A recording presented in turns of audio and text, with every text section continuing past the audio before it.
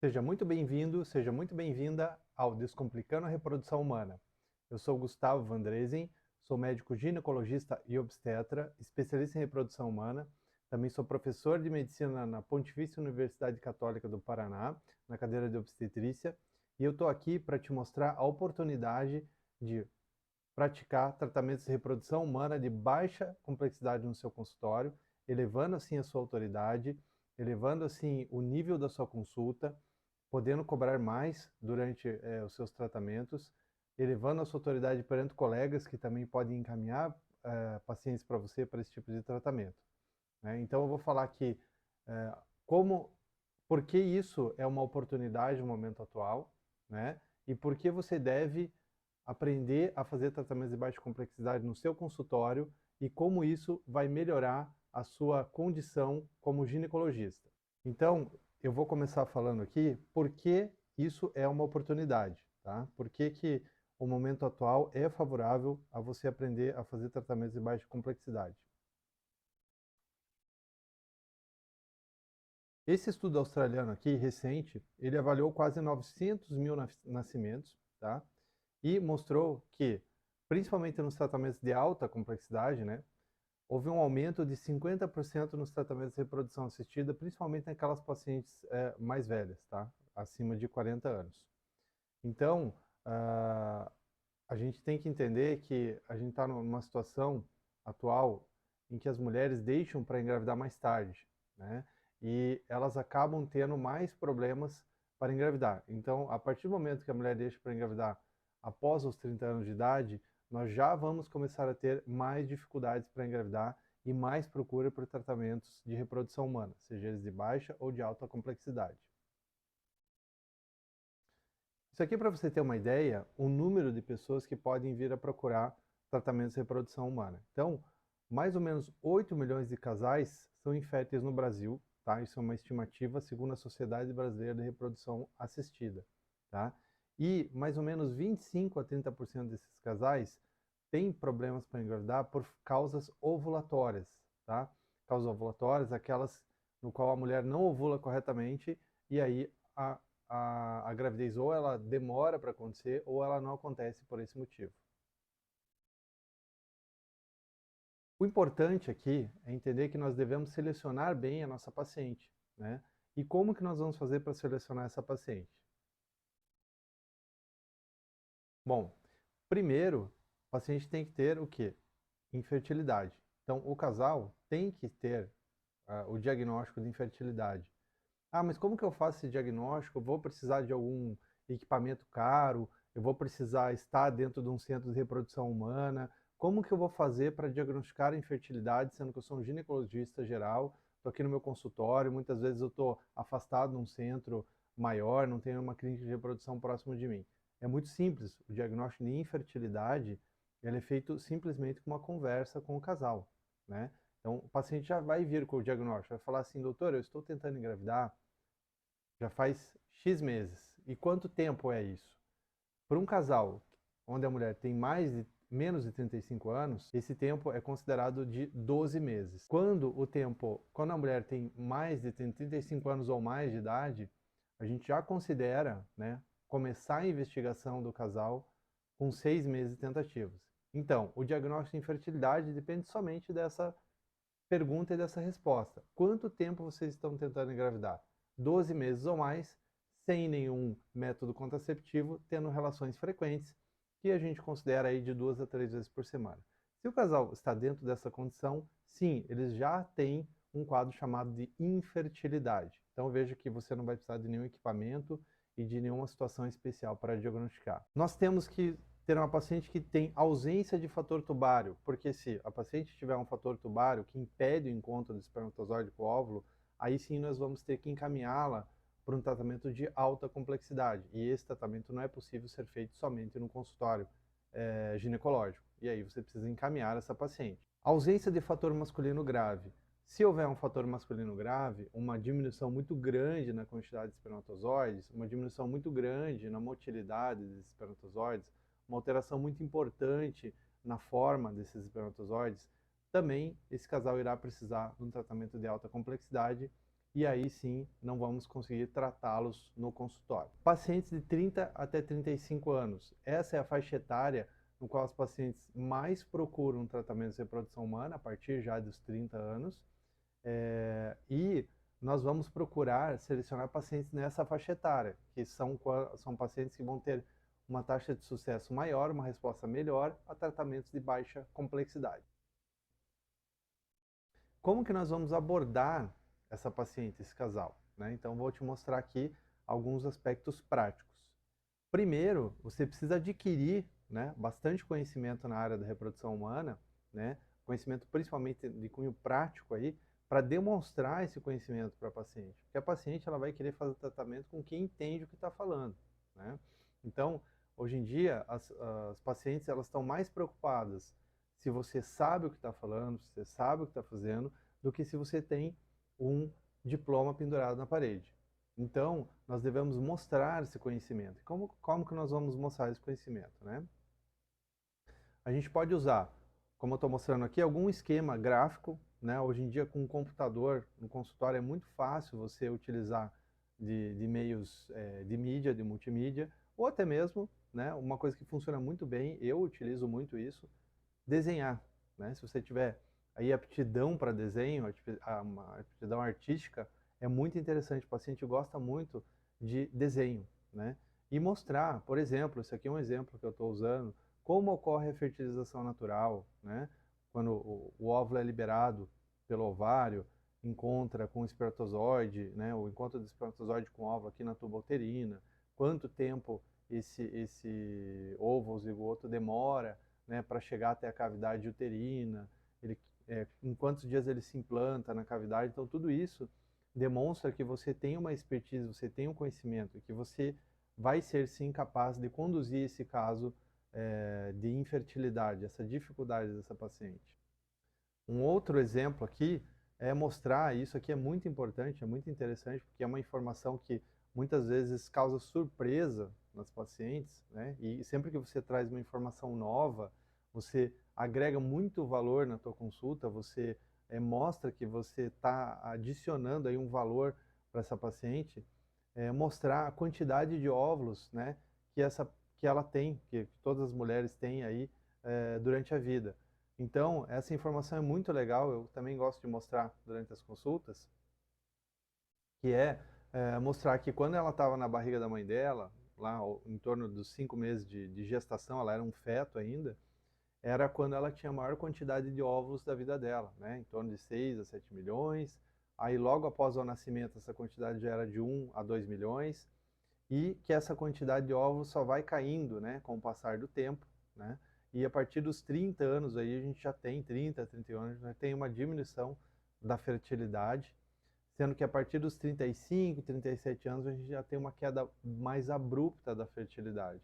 Então isso mostra para ela a importância se ela está nessa faixa etária e está tentando engravidar e não está conseguindo, dela, né, partir já para um tratamento, partir para uma investigação, para um tratamento, e como você está mostrando essa informação, ela vai querer confiar em você e vai querer dar os primeiros passos aí com você no seu consultório. E aí a paciente vai querer saber, minha fertilidade é boa? Essa é uma pergunta que muita paciente faz, às vezes até por rede social, ou chega para avaliar a fertilidade, ela nem tem dificuldade ainda para engravidar, mas ela chega no teu consultório, uma potencial paciente, né? Então, essa paciente que quer avaliar a fertilidade dela também é uma potencial paciente aí para que você mostre aí o teu conhecimento sobre reprodução humana. E como que nós vamos atender tanto essa paciente que quer investigar a fertilidade dela, quanto, né, a paciente que já está com dificuldade para engravidar?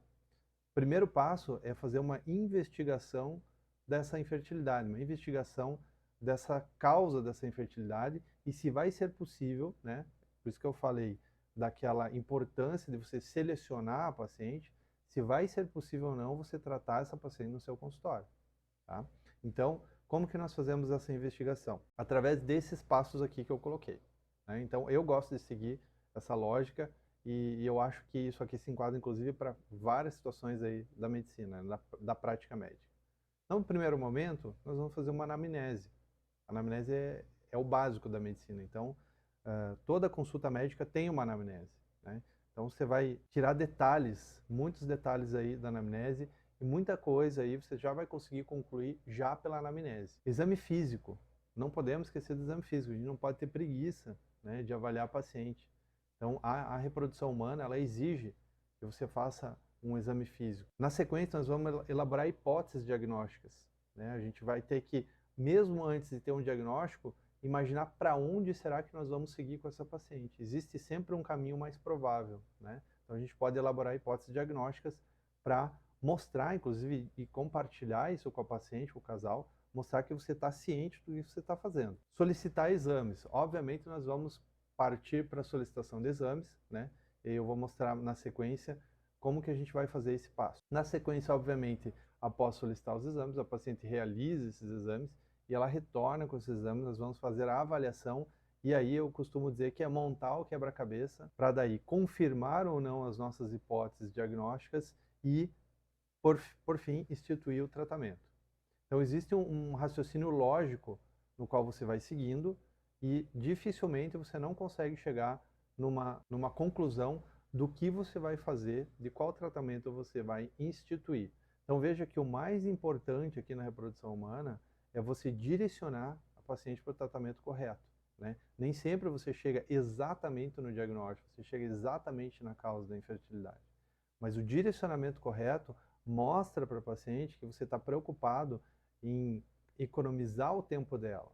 E tempo para a paciente também é dinheiro. Então você está economizando tempo, está economizando o dinheiro dela, está economizando capital emocional, né? Eu costumo dizer que a paciente tem além do capital financeiro, ela tem um capital emocional, né? Ela já está com uma dificuldade para engravidar, já está numa situação delicada, então ela não quer mais perder tempo, ela quer seguir em frente e quer que o caminho seja o mais curto possível. Então, falando aqui de cada passo desse, vamos falar aqui da anamnese. Bom, a anamnese é o momento ideal para a gente elucidar detalhes muito importantes que essa paciente, esse casal pode te dar a respeito da dificuldade para engravidar. Como, por exemplo, ciclo menstrual, né? Então a gente tem que se preocupar de quanto em quanto tempo essa paciente menstrua, qual é a quantidade aproximada, mais ou menos, se é muito, se é pouco, se ela tem coágulos durante essa menstruação, se ela sente muita dor durante essa menstruação, se essa dor vem acompanhada de outros sintomas, a frequência com que esse casal tem relações sexuais pode parecer uma coisa talvez até um pouco esdrúxula, mas às vezes a frequência pode ser muito baixa e às vezes até por isso esse casal não engravida, em algumas situações isso pode acontecer. Se essa a mulher tem dor durante as relações sexuais, é importante a gente pesquisar isso, entender direitinho se durante as relações está tudo bem, se está tudo adequado, né? Ou se ela sente muita dor. Se ela já fez alguma cirurgia, principalmente cirurgia na pelve, né? Cirurgias prévias ali na pelve. Por exemplo, paciente que já fez cirurgia de apendicite, ela teve uma apendicite supurada, né? Uma situação mais grave, fez uma cirurgia, já fez cesariana previamente, enfim, cirurgias na pelve, principalmente, abdominais e pelve. Se ela, por um acaso, já fez algum tratamento de reprodução humana que não deu certo ou que deu certo, né, temos que pesquisar isso, temos que entender, né, saber com que tipo de paciente nós estamos conversando, se é aquela paciente que está começando agora, né, essa jornada da reprodução humana, ou se ela já fez algum tratamento e não deu certo, e qual tratamento foi esse. Se ela usa algum medicamento, né, alguma coisa para tratar alguma situação de saúde, né, hábitos de vida, alimentação, atividades físicas, uso de hormônios, dela e do esposo, né? Porque, por exemplo, o esposo pode usar anabolizantes e isso pode atrapalhar também a fertilidade do casal, doenças que ela ou o esposo possam ter também. Então você veja que a anamnese ela é muito rica, né? Ela pode trazer muita informação e já pode te ajudar desde o começo aí nessa jornada. O exame físico. O exame físico, a gente vai fazer basicamente exame ginecológico, aquele que você já sabe fazer muito bem, né? Você que é ginecologista aí sabe fazer um exame ginecológico. Então, aproveitar aquele momento e fazer um toque bimanual, né? Para sentir se tem alguma massa, para sentir se a paciente tem dor ao toque ali no fundo de saco posterior, né? Tentar pesquisar sinais, de repente, até de dificuldade de mobilidade do útero, peso, pesar a paciente, peso e estatura, cálculo do índice de massa corporal, para entender se essa paciente está numa situação de sobrepeso, obesidade, avaliar se a paciente tem excesso de pelos, acnes, oleosidade. Tudo isso a gente consegue avaliar num exame físico, numa inspeção aí durante a consulta. Vamos, na sequência, elaborar algumas hipóteses diagnósticas, né? Se a paciente tem uma infertilidade primária, ou seja, é a primeira vez que ela está tentando engravidar, nunca engravidou e agora está tendo dificuldade, ela tem uma infertilidade secundária, já engravidou alguma vez e agora está tentando novamente e não consegue mais, qual que é a probabilidade maior? É um fator feminino? É alguma coisa nas tubas? É um fator ovulatório, que é o que a gente está tentando pesquisar mais aqui? É alguma alteração no útero? Ou é um fator masculino, né? É algo no sêmen do marido? Então a gente pode também fazer algumas hipóteses aí para poder seguir em frente. Bom, na sequência vamos solicitar exames, né? Então, o que a gente vai procurar quando a gente solicita esses exames? Vai procurar ver se essa paciente está realmente ovulando, né? Apesar de que você vai pesquisar isso já na anamnese, mas você vai confirmar isso com exames. Vamos tentar avaliar a reserva de óvulos dessa paciente. Então, existem algumas maneiras da gente avaliar essa reserva de óvulos com exame de sangue, exame de imagem. Existe a maneira ideal de fazer isso hoje. Avaliar as tubas uterinas, né? Então, existe o exame aí padrão ouro, hoje ainda, que é histerosalpingografia, né? Mas existem outras alternativas, às vezes, para quem está longe de grandes centros e não tem esse exame disponível, né? Existe a alternativa da histeroendossonografia, né, e que em alguns casos pode ser indicado também. Fator masculino a gente vai avaliar inicialmente com o espermograma, né, com uma análise seminal. Então o esposo lá vai fazer uma análise seminal. A gente tem que nos certificar que o laboratório é um laboratório de confiança, né, que existe um método adequado para se fazer esse exame. E avaliar a anatomia do útero. A anatomia do útero, hoje em dia com ultrassonografia, em alguns casos com ressonância magnética, a gente consegue uma boa avaliação dessa anatomia para entender se, por exemplo, tem algum mioma, tem algum pólipo no interior do útero, alguma malformação uterina que de repente pode atrapalhar aí essa gravidez. Bom, o paciente vai, faz todos os exames, o casal faz todos os exames e aí retorna com os exames para você. E aí a gente vai ter que avaliar, ver se esses exames estão dando, né, a resposta que a gente precisa. Ela está ovulando? Sim ou não? A gente vai conseguir avaliar, né, com a resposta desses exames que a gente pediu. A reserva de óvulos dela é baixa? É uma reserva normal? Para que serve a gente avaliar a reserva de óvulos? Para a gente também ter um panorama, para mostrar para ela que a gente está preocupado com o tempo que ela tem de tratamento, né? Será que ela precisa realmente se apressar para engravidar? Ou será que a reserva dela está baixa ao ponto de eu ter que indicar para ela apressar o tratamento e de repente ir já para um tratamento de alta complexidade?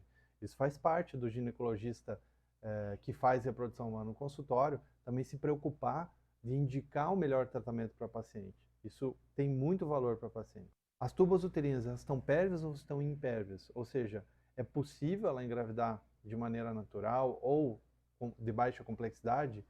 Isso é o ponto-chave. Você precisa definir se é possível ela engravidar de baixa complexidade. Se as trompas forem, as tubas uterinas forem impérvias, necessariamente ela vai precisar ser encaminhada para alta complexidade. Alguns casos pode-se discutir tratamento cirúrgico, né? Uma videolaparoscopia para tentar melhorar a anatomia pélvica, mas via de regra, se você tem uma obstrução de tubas, num exame de histerosalpingografia, o mais adequado é se fazer encaminhar essa paciente para um tratamento de alta complexidade.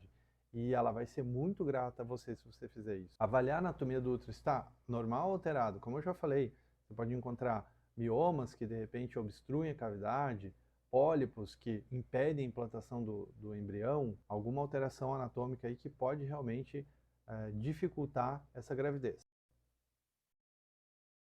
Feito isso, nós vamos confirmar ou vamos afastar as nossas hipóteses diagnósticas, né?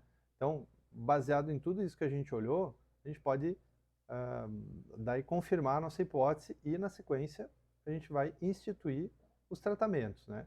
Quais são os tratamentos de reprodução humana que nós conseguimos instituir hoje, né, para ajudar nossas pacientes com infertilidade? Então, os tratamentos a gente divide basicamente em duas categorias. Tratamentos de baixa complexidade, né, e tratamentos de alta complexidade. Os tratamentos de baixa complexidade são aqueles que não exigem uma manipulação, né, não exigem a fertilização dos gametas em laboratório. Então, a gente tem o coito programado, que é o tratamento padrão ouro para distúrbios de ovulação, e a inseminação intrauterina. A inseminação intrauterina exige uma manipulação em laboratório do sêmen masculino, né, para a capacitação do sêmen. Porém, não vai ser realizada nenhuma fertilização dos gametas em laboratório. Então, a própria inseminação é um tratamento de baixa complexidade que o ato de inseminar a mulher pode sim ser feito no consultório. Você precisa somente de um laboratório de apoio que faça o preparo desse sêmen para que você possa inseminar a paciente. Os tratamentos de alta complexidade basicamente são os tratamentos baseados em fertilização in vitro. E aí são os tratamentos que exigem sim que você esteja, né, ou num centro de reprodução assistida, ou que você esteja ligado a um centro de reprodução assistida, né, podendo fazer, de repente, a fase clínica do tratamento em seu consultório e encaminhar essa paciente após essa fase inicial para que a fase laboratorial, a fase de alta complexidade mesmo, seja realizada lá no laboratório de fertilização in vitro. Então eu vou falar aqui do tratamento que é o tratamento padrão ouro, é o tratamento que é o mais comum de ser feito para pacientes com distúrbio de ovulação. E aquela paciente que eu falei no início, que são 25 a 30% dos casos de infertilidade, são devidos a distúrbios de ovulação. E o coito programado, ou namoro programado, como alguns costumam chamar, é o tratamento aí de eleição que nós podemos fazer no consultório, com acompanhamento ambulatorial, sem necessidade de você estar no centro de reprodução humana, sem necessidade de você ser o especialista em reprodução humana. Apenas você utilizando adequadamente, você dominando aí os conhecimentos da reprodução humana com relação a tratamento de baixa complexidade, mais especificamente aí coito programado ou namoro programado. Então, como eu falei, é um tratamento de baixa complexidade, cuja principal indicação são os distúrbios da ovulação. Qual é o principal distúrbio da ovulação que a gente observa, que é o que mais indica aí um coito programado? Seria a síndrome dos ovários policísticos. Então esse, com certeza, você já viu aí no seu consultório muito a síndrome do ovário policístico, né? E isso pode levar, sim, a dificuldade para engravidar, e é o tratamento no qual, se você fizer corretamente o tratamento, ele dá uma boa resposta, uma boa taxa aí de gravidez. E ele baseia-se basicamente em induzir a ovulação, né? Como que nós vamos induzir essa ovulação? Através de utilização de medicamentos indutores da ovulação. E a maioria das vezes a gente utiliza medicamentos via oral. Então, isso viabiliza muito o tratamento ambulatorial. Determinar o período fértil dessa paciente. Como que iremos fazer isso? A gente vai determinar o período fértil através de métodos para determinar esse período. Então, o método mais comum é a ultrassonografia transvaginal. Ah, mas se você não tem o equipamento ou não domina, né, o método aí de fazer ultrassom na sua paciente, você pode sim utilizar clínicas de imagem parceiras que você já pede, essas clínicas que você já pede exames normalmente, né, para sua paciente, pede ultrassonografia transvaginal, de mamas, obstétrico. Você pode sim pedir um controle de ovulação e fazer esse controle junto com a paciente, né? Então ela pode fazer o ultrassom na clínica e te enviar o resultado desse exame, ou mesmo comparecer no seu consultório para mostrar, para você orientá-la sobre o que deve fazer. Vamos controlar a ovulação dessa maneira, né, fazendo esse controle, né, determinando o período fértil. Como eu falei, esse é um tratamento que não necessita do laboratório, né? Então nós vamos induzir a ovulação, fazer o controle dessa ovulação ou com ultrassonografia, algum outro método, se por um acaso não houver condições de ultrassonografia, né? Às vezes pode ser que você esteja em algum local aí do Brasil que você não tem nenhuma ultrassonografia, né? Não conta nem com esse método. Então a gente pode tentar utilizar algum outro método também, e com isso a gente consegue determinar o período fértil, fazer com que a ovulação realmente ocorra, né? E após você induzir a ovulação, também comprovar que a ovulação ocorreu. Então mostrar para o casal, olha, vocês tiveram relação no período correto e a ovulação realmente aconteceu. Então consegue mostrar para ela, provar que está fazendo realmente o melhor tratamento. Então, a indução da ovulação, que é aquele primeiro momento, ele pode ser feito com medicamentos via oral, com medicamentos injetáveis em alguns casos, Podemos utilizar algumas drogas adjuvantes, né? Tem algumas pacientes que necessitam de alguma medicação junto com esses indutores de ovulação para melhorar aí a performance da indução. E, em alguns casos, algumas suplementações, vitamina D, ácido fólico, enfim, a paciente muitas vezes precisa dessas suplementações para melhorar aí a performance do tratamento. O controle da ovulação. O controle da ovulação, principalmente sendo feito por ultrassonografia, né? Então, a ultrassonografia vai avaliar essa paciente durante o ciclo, vai conseguir enxergar o ovário, você vai conseguir ver o ovário e o folículo ovariano, né? Ele é bem visto ali na ultrassonografia, e aí a gente vai determinar o período fértil pelo tamanho desse folículo, né? A gente pode usar também uma medicação injetável, talvez aí para deflagrar a ovulação, mas nem sempre isso é necessário. Então, a gente vai fazer o acompanhamento da ovulação por ultrassonografia, mas como eu falei, se você não tiver condições de ultrassonografia, a gente pode também utilizar fita DLH urinária, existe isso em farmácia, muito acessível aí, e também dosagem de DLH sanguíneo. Esses métodos aí, que não são métodos de imagem, é mais difícil a gente utilizar. Normalmente a gente utiliza mesmo exame de imagem para acompanhamento e comprovação da ovulação. E como eu falei, a gente confirma a ovulação, né, após fazer todo esse processo, induzir a ovulação, definir o período fértil, o casal tem relação no período fértil, é ideal que o paciente faça um último exame para confirmar que a ovulação aconteceu. E a confirmação da ovulação se dá pela presença do corpo lúteo, que a gente bem conhece, né, que é aquela estrutura que se forma após a ovulação. Então, pela presença do corpo lúteo e também pela presença do endométrio, né, que é a camada interna do útero, bem característico da segunda fase da ovulação. Também a gente pode dosar a progesterona, né, e dependendo da dosagem da progesterona, você consegue afirmar que a ovulação ocorreu. Mas só com a ultrassonografia já é bem possível a gente definir se a ovulação aconteceu ou não. Depois de tudo isso, quando fazer um teste de gravidez? Tudo isso a gente tem que orientar a paciente, né? Porque para você fazer o tratamento de baixa complexidade, mostrar o teu conhecimento, mostrar que você está fazendo um tratamento adequado, é importante orientar ela passo a passo, assim como eu estou falando para vocês. Então, quando que ela deve fazer, e ela vai perguntar isso, quando que eu devo fazer o teste de gravidez, doutor? Né? Ela fica muito ansiosa por isso. Então, o teste de gravidez, a gente pode fazer ou um beta-HCG quantitativo, que seria um exame de sangue, ou um teste urinário, que são esses testes de farmácia, né? Muito acessíveis, já com um dia de atraso menstrual. Então, aquela paciente que tem os ciclos mais regulares e sabe, né, que a menstruação viria no dia X, com um dia de atraso ela pode fazer. Mas grande parte das pacientes que precisam fazer indução de ovulação, fazer um coito programado, elas não têm um ciclo regular. Então, a gente pode considerar 14 dias após a data aí provável da ovulação, mais ou menos, para fazer o primeiro exame de gravidez. E a paciente fez tudo isso, a gente orientou, a gente investigou, mas ela não engravidou. O que eu devo fazer agora?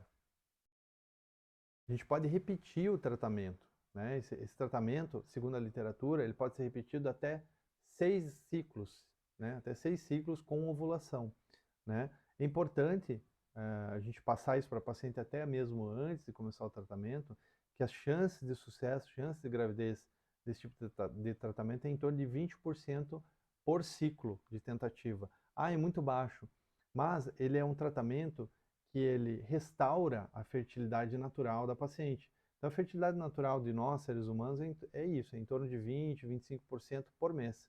Então, a gente restaurando para 20% é o ideal. Se a gente falar em taxa cumulativa de gravidez, a gente vai falar, taxa cumulativa de sucesso, vai falar que em 3 a 4 ciclos seguidos, a gente tem uma chance de 40, 50% mais ou menos de sucesso com esse tratamento, que é uma chance muito interessante aí para um tratamento ambulatorial, né, que não é de alta complexidade. E o número máximo de tratamentos que a gente deve fazer pela literatura médica atual é em torno de 6 ciclos seguidos.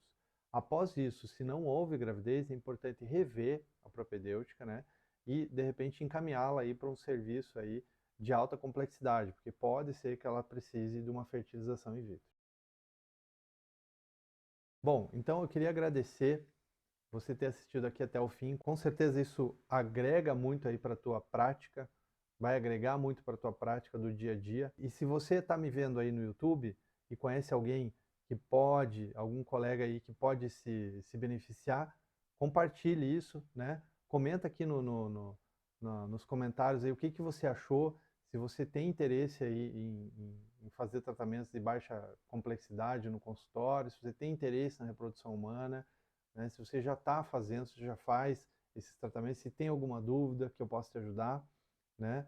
E se você está me vendo no Facebook, também compartilhe, curta, né, o conteúdo, porque isso pode fazer a gente chegar para mais pessoas e ajudar cada vez mais ginecologistas aí a começar a tratar suas pacientes no consultório, a começar a elevar o nível aí da sua consulta com a reprodução humana. Muito obrigado e até a próxima.